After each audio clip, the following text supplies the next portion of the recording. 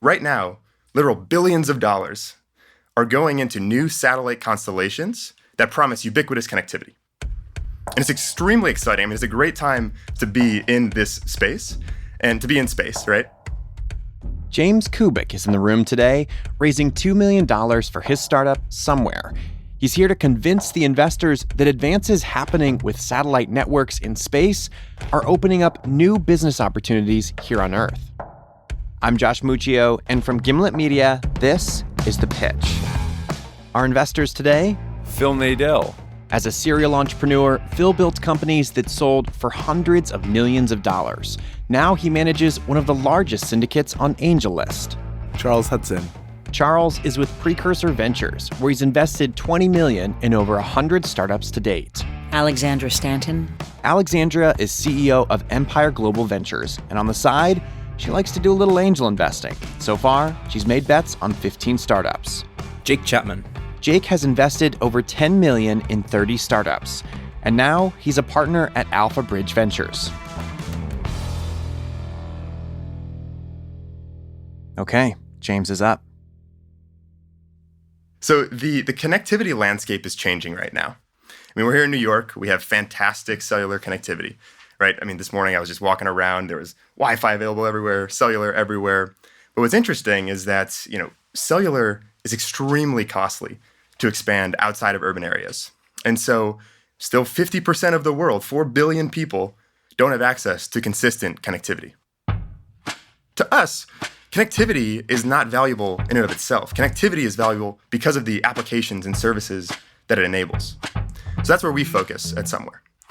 And at Somewear, what we're doing is we're giving anyone outside of cellular coverage access to digital essentials, which means communication, navigation, local information. The way we do that is, we've built a platform across hardware and software. And so the hardware is a compact satellite hotspot. It obviously, fits in my pockets. These are extremely tight pants, the tightest pants I own. Fits in the pocket. Well done, James. Thank you. Yeah. Fits in the pocket, and this connects directly to satellite constellations.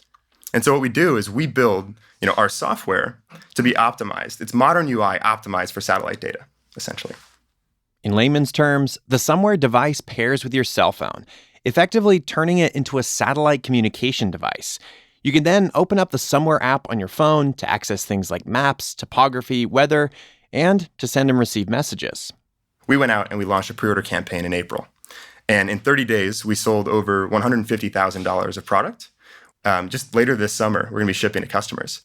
It was the idea that I turn the hotspot on when I need it, but otherwise keep it off. And my naive impression is that satellite data is prohibitively expensive to access.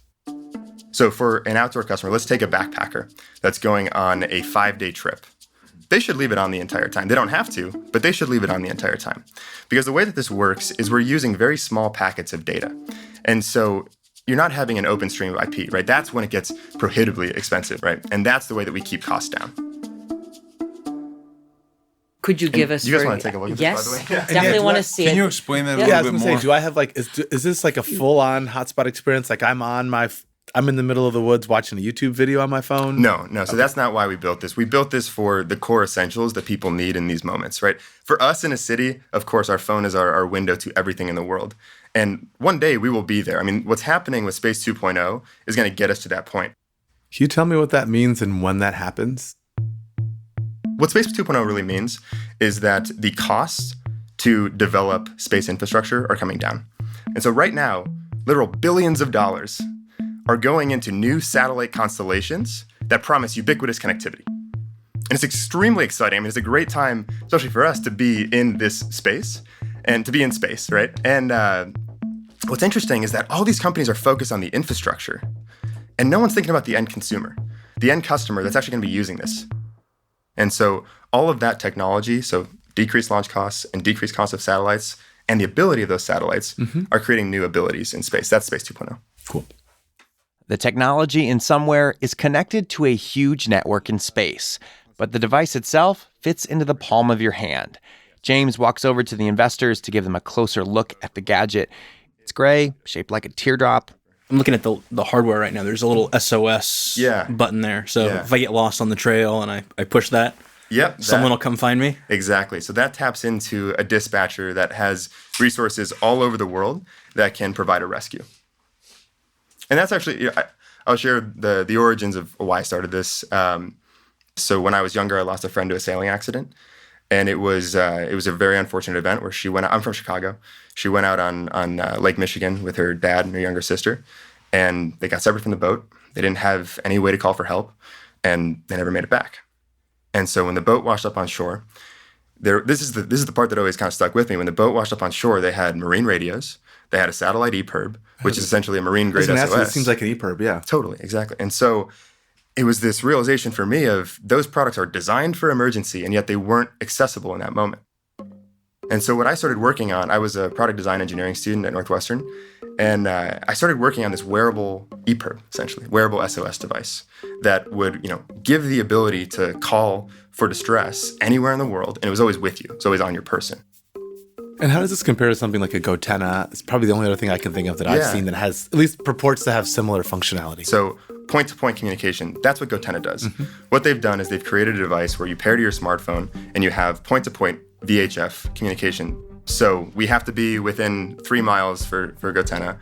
And then you have to have a piece of hardware. I need to have that piece of hardware. And it's line of sight too, right? Isn't it? Yeah, exactly. What's different about Somewear is that it doesn't rely on VHF radio, this old school system that requires specialized radios on both ends. Instead, you can use Somewear to communicate with people back home on their smartphone. Suddenly, this simple little satellite messaging gizmo sounds pretty groundbreaking. But the investors bring it back down to earth. So do users buy like a 10 megabyte plan or? Yeah. So business model, for this customer specifically, there's a one-time hardware purchase. Of? Right. So the pre-order was at $300 and then rose to $320. Proposed retail is $350. Okay. And then, so it's a one-time hardware purchase. And then there's going to be the actual data plans. And so there are different data plans depending on how much data you'd like. They range from $15 a month to $50 a month for unlimited. James, can you talk a bit about what you perceive to be the size of the market? Yeah, because absolutely. On some levels, hunters and backpackers going remotely doesn't scream to me 50 million people in the U.S., for example. Totally. What else are you thinking? And yep, absolutely. So we think about backpackers, right? And there are 10 million of them in the U.S. So every single year, 10 million people are backcountry camping. And there are specific spots that there are concentrations of them. So the Pacific Crest Trail is on the West Coast. The Appalachian Trail is on the East Coast. And there are a certain number of people that every year dedicate 6 months of their time to just doing that trail. And we've actually spent a lot of time on the PCT with them. We understand those customers very well. And every single one of them was like, I absolutely need this. Is there a primary concern or problem that they want to have an SOS button, or is it that they want to have the location tracking and the weather and all that? Number one, the primary thing is messaging, is communication with the people back home. Mm-hmm. That is absolutely number one, no question. However, once you get in the door with messaging, in the back of their mind, they're saying, it's nice that I have this SOS button as well. For us, what was really unique, this is a true story, what was unique is on the PCT when we were testing, wildfires broke out. And so no one had visibility into what to do. Trails were literally blocked off because there were fires on the trail. And so people would be, and this is a true story, people were hiking 50 miles through smoke because it's very disorienting, right? You don't know where the source of the flame is. They would see flames and then they would have to turn back. They didn't know what to do. Whereas our hikers were able to get updates, were able to get alerts of what's happening with the fire. That is one of those things where once you have an experience like that, you know that having access to consistent connectivity always is an essential, right? You have to do it. Let me ask you a question. Have you thought about making these for rent? Absolutely. Because I got to tell you, most people are not quitting their jobs for 6 months and hiking anything. Of course. They're going once a year. Of course. Max twice. Of course. And just as if I go to Europe, I up my plan on my phone to be able to be connected 24/7 in Europe or whatever it is. I need that bump as opposed to permanent plan for a year, which I don't need. 100%. I love where your head's at, and it's part of the business model that we're thinking in the future we can test out. And the way that we're viewing that is more of a B2B2C, not a direct rental to customers, where we partner with trip providers, right? So you show up at Yosemite, you get your permit, and at the place where you get your permit, it's the Wilderness Center, you can pick up a Somewhere hotspot. James is on a roll. He's actually encouraging the investors when they ask the right questions about his business. But founders pitching hardware face one notorious stumbling block, and that is, how much does it actually cost to make the thing?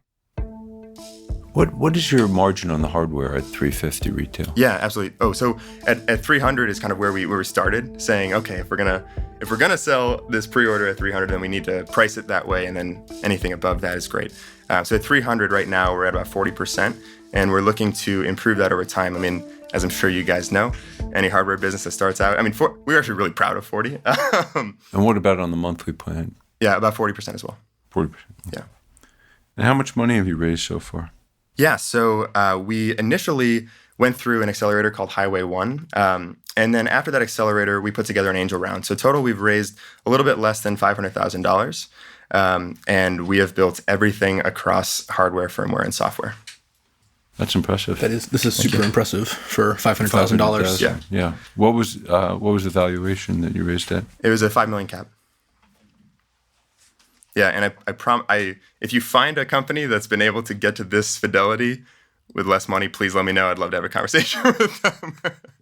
Let me ask you a question. So I'm a hiker, Sure. backpacker, and I would say I hike for 2 or 3 weeks out of the year. Your plans are monthly, right? Can I turn them off anytime? You can. Turn it on just when I hike? Yeah, so when you turn it on, then you're going to be charged for another month, right? So anytime that you activate, it's going to be a monthly charge, and then you can cancel. Okay. So and we don't cancel, you suspend, right? Right. I guess my concern with that is it really limits your recurring revenue as opposed to like a regular mobile phone plan. Do you anticipate only offering annual plans at some point? Not to consumers. To consumers, we want to offer that flexibility. Where we see more predictable revenue coming in is as we open up enterprise channels. Those are the customers that absolutely need 12 months of data. And so what we want to do is essentially have predictability in our enterprise channels and have annual plans that fit their needs better, and then offer the monthly plans to consumers. Based on that type of erratic revenue stream or unpredictable revenue stream for the consumer channel, I'm going to pass. Sure. But thank you. Phil is out, but James still has 3 other investors on the line. Can you talk a bit after however we're just defining outdoor recreation? Yeah. What's next, market-wise? What's next? Yeah, it's a great question.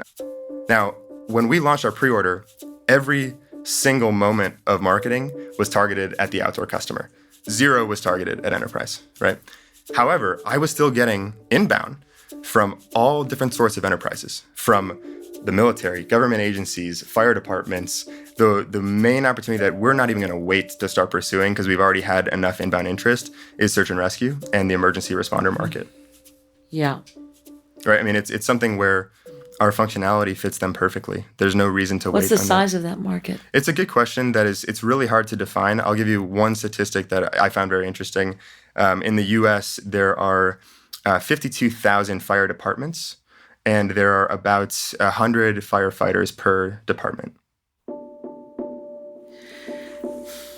I worry that your initial acquirers are going to end up sticking it in the drawer and not using it and canceling, because I ultimately think this is something you rent episodically, and that has a higher volume of usage for you than someone who buys it and does an annual plan. And so I think I want us to be in touch, and I want to watch. I'm going to pass for right now. Sure. Alexandra is out. Here's Charles. I think I'm going to pass, but it's a tough one. My only concern is I actually think you'll get people to sign up for annual plans. I think you'll be fine there. For me, it's just the velocity. I don't have a sense of the velocity. Like, I think you convinced me that there's an opportunity to get 6 digits worth of people eventually. I don't have a sense for how quickly you can get there. And like that's my concern. And so like I feel like I can see the two endpoints on the line, but I have no idea about the distance, sort of the time distance between them. Okay. With 3 investors out, Jake is James' last chance for investment today. You said you're raising $2 million. What are the terms of the current round? So I haven't set the terms. We're looking for a strong lead that we can help, come to a mutual agreement on what's a fair valuation and what should those terms be. Okay. Why don't you name your price then? Yeah, every deal every company is a good investment at the right price. Sure. That's not even true. What? I mean, if you're going to sell me 5% of your company for $1,000, almost every time I'd take that deal. Wait until you hear about my company. Well, not your company, Phil. I mean, almost anybody else. Wow. Okay. I really like what you're doing. I'm incredibly impressed by what you've built for $500,000. That is amazing. That's impressive. Hardware's tough. In my heart of hearts, I feel like your market is going to end up being more in the enterprise than it's going to end up being out on the trail. But I think I want to invest either way. I think you'll figure it out. But I'd like to do a small check, like $25K or something, and start working together. And we can be there. Definitely work something out there. Yeah, hardware's tough. You're going to need to raise that next round too. Of course. Yeah, beautiful. Thank you. After getting a commitment from Jake, James leaves the room. But the investors aren't done yet. I think the rental idea is great, right? Yeah. At the trailheads, at local REI stores, at marinas, for people going out on boats. Yep. Absolutely. I think there's a good rental market. But Yes. I think it's going to be like the search and rescue, the firefighters and the utility workers. I think that's the bigger play. I do too, because then you get away from this like sort of non-recurring erratic revenue stream. I think search and rescue would be recurring. They're not going to turn it off. Yeah, and you sign large multi-year contracts. I just think about where we are right now, just New York State. The people that end up in the Catskills and there's no cell service right. And by the way, weekend skiers, states with seasons where on weekends, any state tourism bureau, I sit on the governor's tourism council here. I'm telling you, those weekend folks you could rent these things I think you would solve your question of erratic revenue after a year or two of rentals, because I think it would become reliant. Yeah, that's true. I think he'll end up discovering a lot of sort of niche markets that he can pursue. Each one is a different marketing challenge and different, sales channel. But, there are probably a lot of little, or maybe not so little, niches that he can pursue. He's a good salesman. For sure. He was knowledgeable.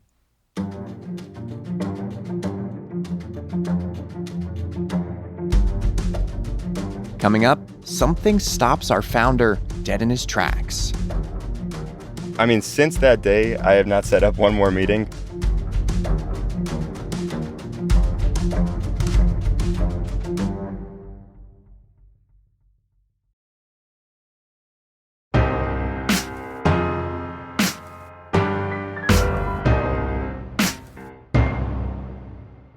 Welcome back. When we left, James had just reeled in a commitment from one of the investors, Jake Chapman.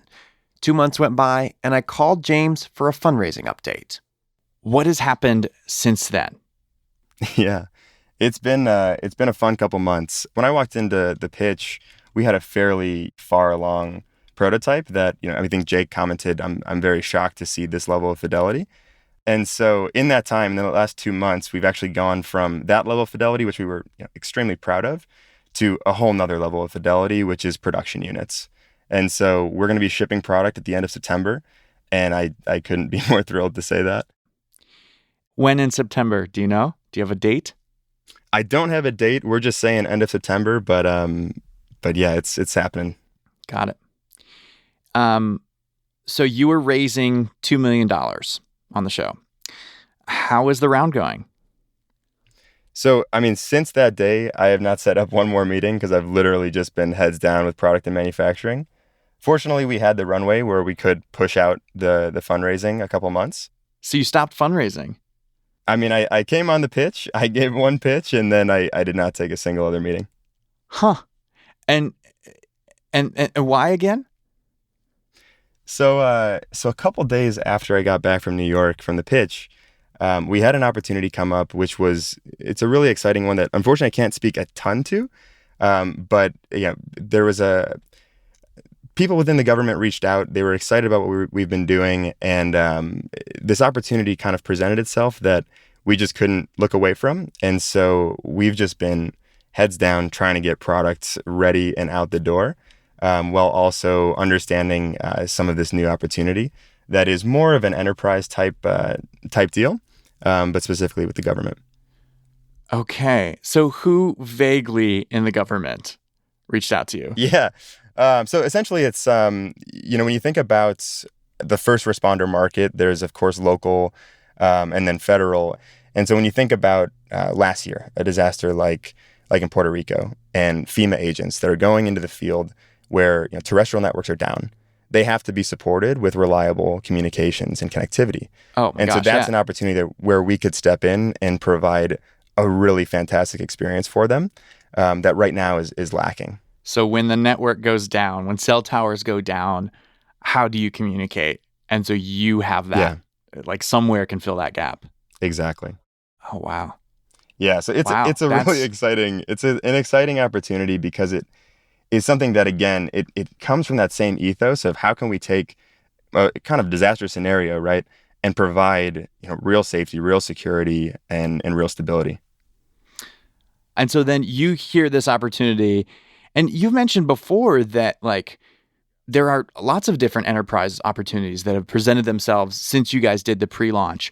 What was it about this that made you say, we're going to put everything else aside and focus on getting this contract fulfilled, getting units into the hands of this government entity? This has always been something that's been in our head.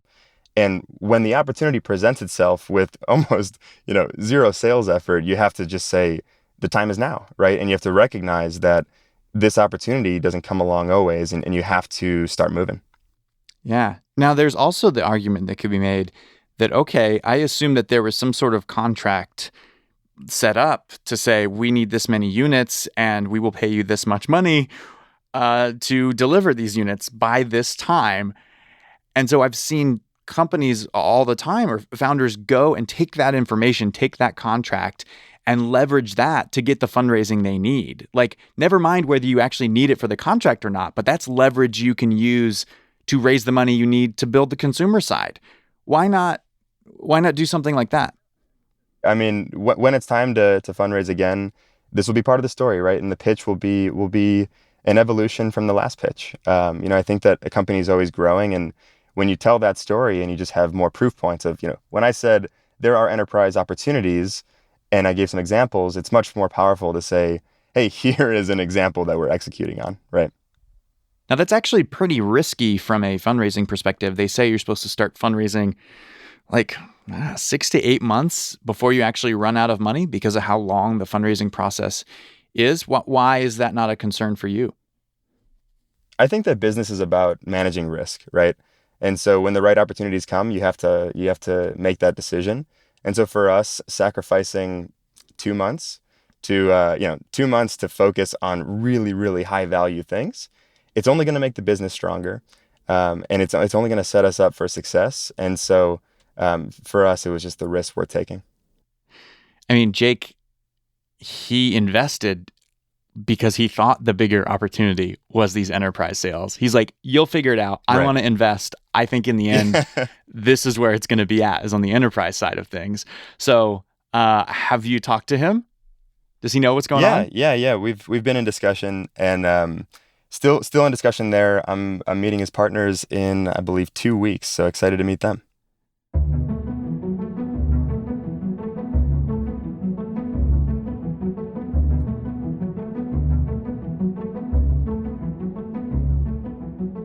As of now, James and Jake are still working to get connected, which is ironic because Somewhere is all about connectivity. But clearly, James and his team are excited about the unusual path the company is taking. They're somehow stoked about putting their fundraising on hold, which is something you don't see every day. But hey, every company's path is different. Good luck, James.